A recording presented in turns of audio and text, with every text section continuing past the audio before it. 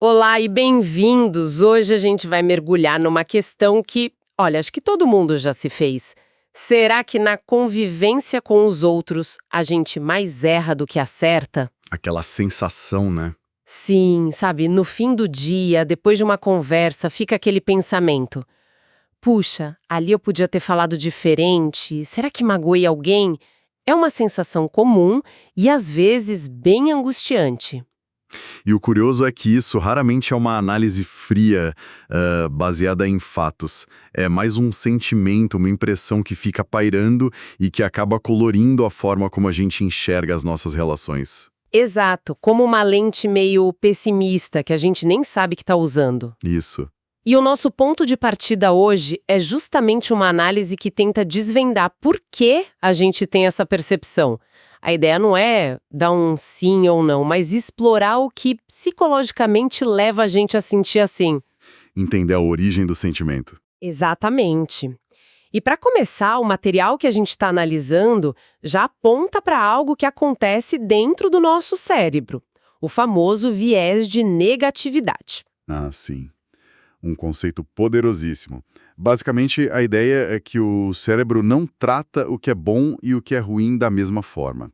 Existe um desequilíbrio de fábrica. Sim, a analogia que eu acho perfeita e que o material usa é que o nosso cérebro é tipo um velcro para o que é ruim e teflon para o que é bom. Ótima analogia. As coisas boas, sabe, elas deslizam, passam. Já as ruins grudam. O material dá aquele exemplo clássico. Um único comentário grosseiro pode apagar dias de interações boas. E fica remoendo aquilo, né? Exato. Mas peraí, será que não é um pouco de exagero? Quero dizer, a gente também lembra de coisas boas, de elogios. A gente lembra, claro que lembra. A questão não é que as memórias boas são apagadas, mas o peso, a intensidade da reação que elas causam.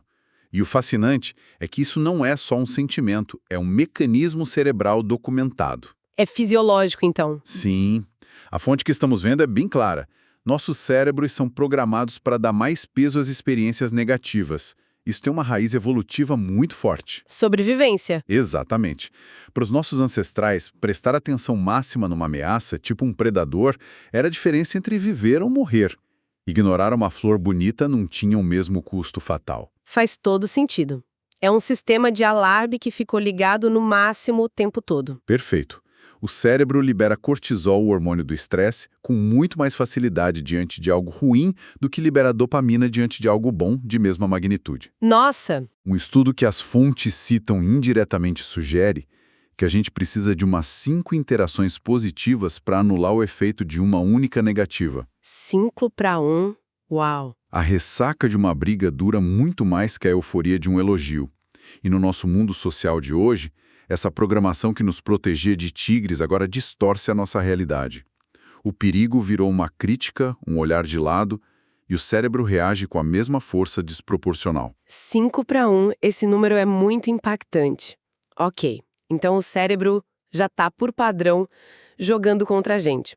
Mas e quando a gente abre a boca para falar? Aí, pelo que o material indica, a coisa complica de verdade. Sim, porque a gente acha que comunicação é um processo simples, né? Eu penso, eu falo, você ouve, você entende. Perfeito. Mas a realidade é Bem mais caótica. muito mais. Lembrei de uma vez que mandei uma mensagem de texto para um amigo. Era para ser uma piada super irônica. Ah, texto é um perigo. Ele ficou ofendido por dias. Faltou o tom de voz, a piscadela, sabe? E o material cita exatamente isso.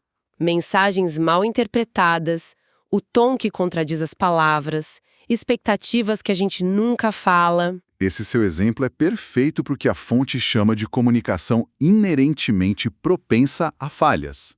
O que acontece entre o que você quis dizer e o que seu amigo entendeu é o que alguns chamam de lacuna inferencial. Lacuna inferencial. É um espaço vazio, e a outra pessoa preenche esse espaço com as próprias suposições, medos, experiências.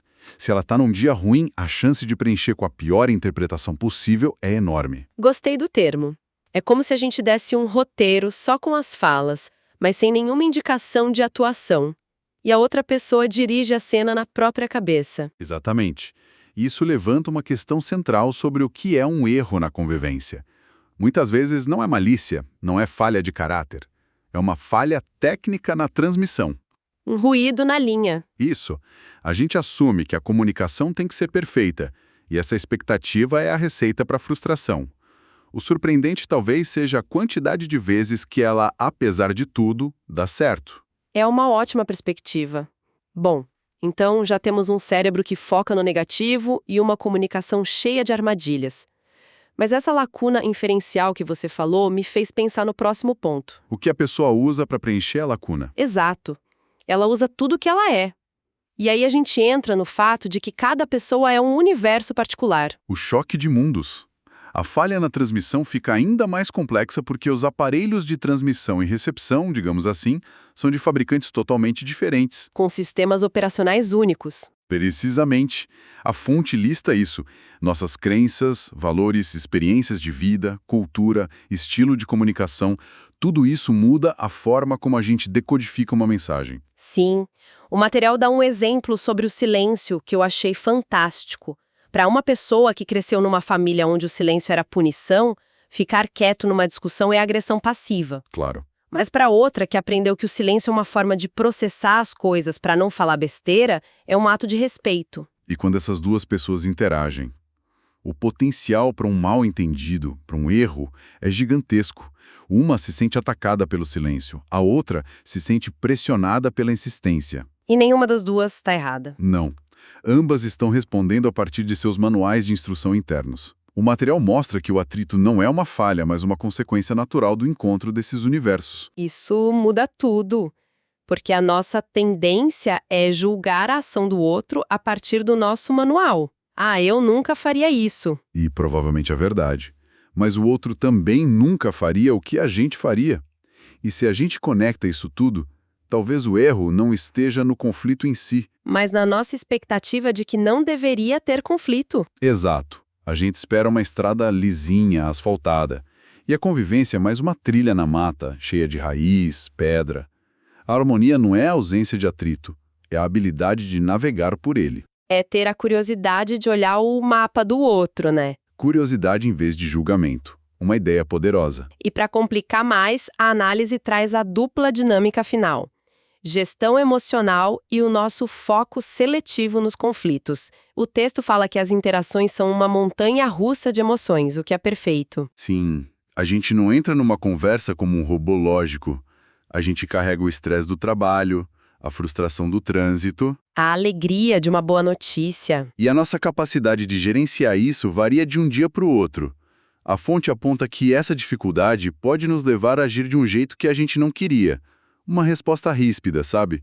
Que não é sobre a pessoa, é sobre o nosso dia. Só que a outra pessoa não sabe disso. Para ela, aquilo é um erro, uma falha. E o velcro da negatividade... Pega na hora. E isso se conecta com o último ponto. Nosso foco quase exclusivo nos conflitos. A analogia que me veio lendo foi a do trânsito. Boa. Ninguém para e pensa, nossa, que maravilha, o trânsito está fluindo bem há 20 minutos. A gente só nota quando tem engarrafamento. Aquilo consome toda a nossa atenção. É a analogia perfeita. A análise diz exatamente isso. As interações que dão certo, as harmoniosas, passam despercebidas. São a norma esperada. O cérebro nem gasta energia. Elas são asfalto liso. Exato. Já o conflito é um problema. É uma quebra na expectativa. Ele exige atenção, energia.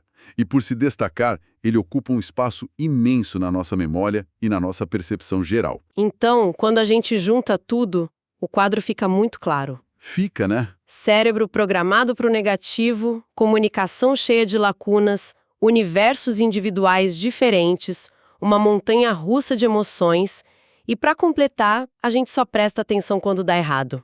É um jogo com as regras todas contra a gente. Parece que sim. O fascinante é como esses fatores se retroalimentam, sabe?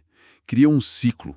O viés de negatividade faz a briga de ontem parecer mais real que os 30 dias de paz antes dela. Aí o foco seletivo nos faz notar qualquer faísca hoje. E a dificuldade em gerir o estresse daquela memória pode nos levar a dar uma resposta atravessada, criando um novo problema. Que vai ser gravado em alta definição pelo viés de negatividade.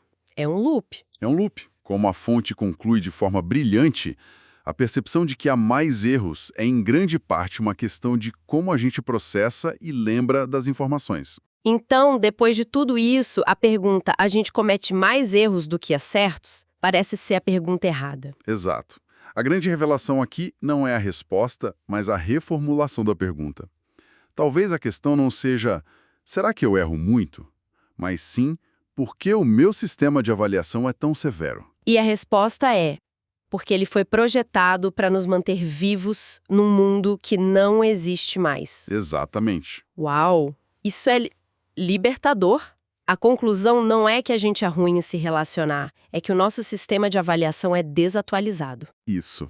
A sensação de errar mais é uma construção da mente, moldada por tudo isso que a gente conversou.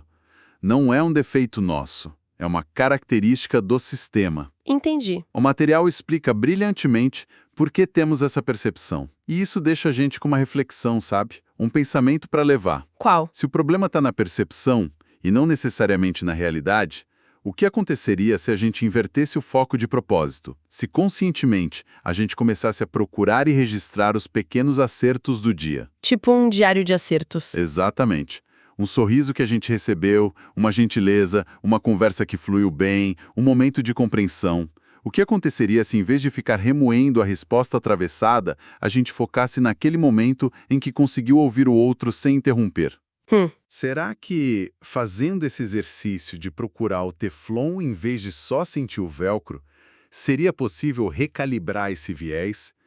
Será que a gente começaria a notar a imensa e hoje invisível quantidade de interações que dão muito certo todos os dias, mas que a gente ignora, porque o trânsito está simplesmente fluindo?